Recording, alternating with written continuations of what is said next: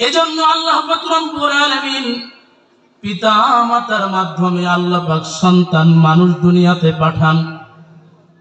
এবার বাবা আর মা দুইজনের মাঝখান দিয়ে সন্তান যখন দুনিয়াতে আসে, বাবা হিসাবে বাবার মা বাবা আমার দাদা দাদি, কথা বলে না, বাবার বোন আমার ফুফু, বাবার ভাই আমার চাচা, ওইদিকে আবার মায়ের মা বাবা আমার নানা নানি, মায়ের বোন আমার খালা, মায়ের ভাই আমার মামা।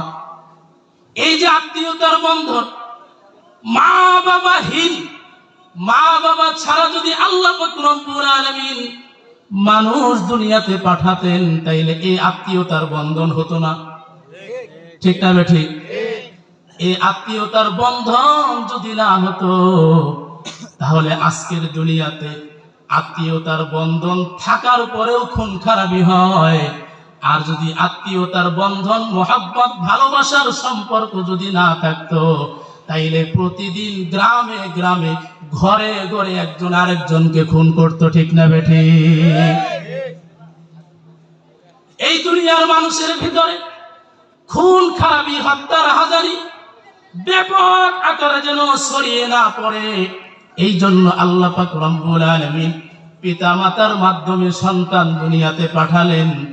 আর তিনি বলে দিলেন, মায়ের আত্মীয় স্বজন তোমার আত্মীয়, মায়ের আত্মীয় স্বজন তোমার আত্মীয়।